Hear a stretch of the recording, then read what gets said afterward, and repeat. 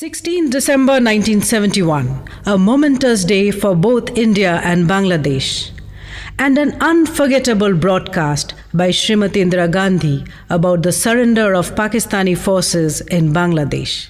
The West Pakistan forces have unconditionally surrendered in Bangladesh. Dhaka is now the free capital of a free country. The instrument of surrender was signed in Dhaka at 16:31 hours Indian Standard Time by Lieutenant General A.A.K. Niazi on behalf of the Pakistan Eastern Command.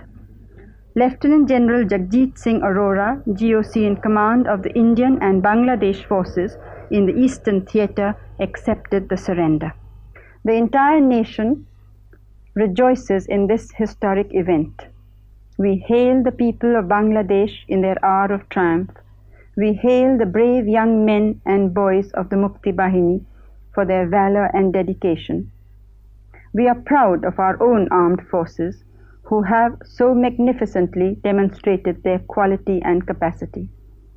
Their discipline and devotion to duty are well known. India will remember with gratitude the sacrifices of those who have laid down their lives, and our thoughts are with their families. Our armed forces are under strict orders to treat Pakistani prisoners of war in accordance with the Geneva Convention and to deal with all sections of the population of Bangladesh in a humane manner. The commanders of the Mukti Bahini have issued similar orders to their forces.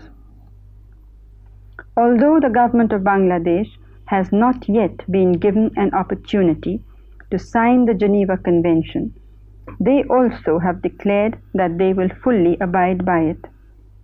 It will be the responsibility of the government of Bangladesh, the Mukti Bahini, and the Indian armed forces to prevent any reprisals. Our objectives were limited: to assist the gallant people of Bangladesh and their Mukti Bahini to liberate their country from a reign of terror, and to resist aggression on our own land. Indian armed forces will not remain in Bangladesh any longer than is necessary. The millions who were driven out of their homes across our borders have already begun trekking back. The rehabilitation of this war-torn land calls for dedicated teamwork by its government and people.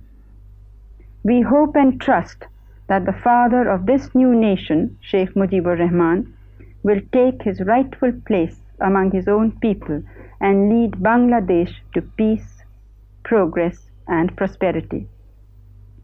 The time has come when they can together look forward to a meaningful future in their Shonar Bangla.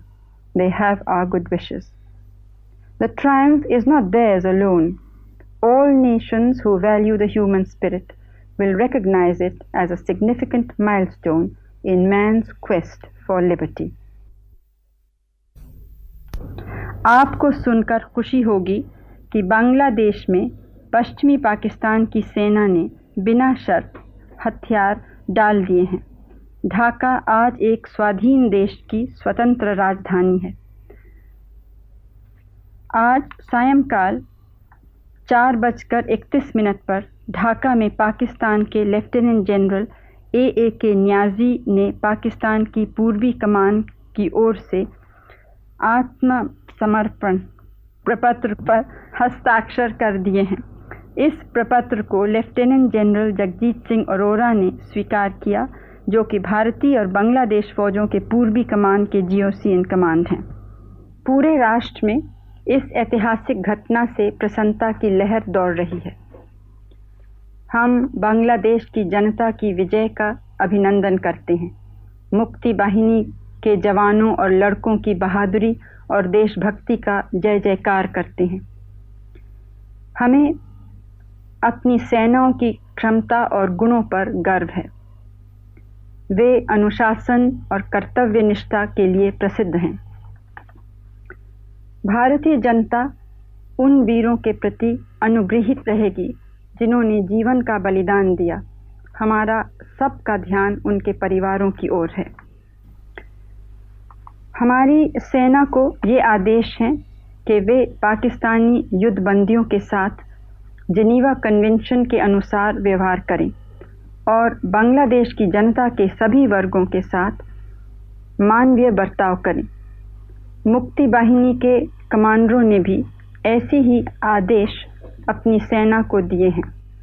अभी तक बांग्लादेश की सरकार को Geneva convention पर हस्ताक्षर करने का अवसर नहीं मिला है, पर उन्होंने यह घोषित कर दिया है कि वे भी इस कन्वेंशन का पूरी तरह पालन करेंगे। यह बांग्लादेश की सरकार, मुक्ति बाहिनी और हमारी सेना की जिम्मेदारी होगी कि प्रतिशोध यानी बदला न हो। हमारे उद्देश्य सीमित थे।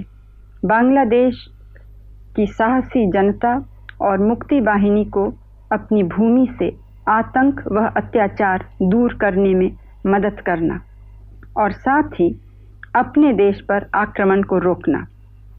भारतीय सेनाएं बांग्लादेश में आवश्यकता से एक दिन भी अधिक नहीं रहेंगे। लाखों लोगों को हमारे देश में शरण लेनी पड़ी थी। अब उनकी वापसी यात्रा आरंभ हो रही है। इस युद्ध पीड़ित देश के नवनिर्माण के लिए वहाँ की जनता और सरकार को एक साथ होकर कठोर परिश्रम करना होगा। हमें आशा है कि बांग्लादेश के राष्ट्रपिता शेख मुजीबुर रहमान अपनी जनता के बीच अपना उचित स्थान ग्रहण करेंगे और बांग्लादेश को शांति, प्रगति और खुशहाली की ओर ले जाएंगे। समय आ गया है जब वो सब मिलकर सोनार बांग्ला के मंगलमय भविष्य की कामना कर सकते हैं। हमारी सद्भावनाएं उनके साथ हैं।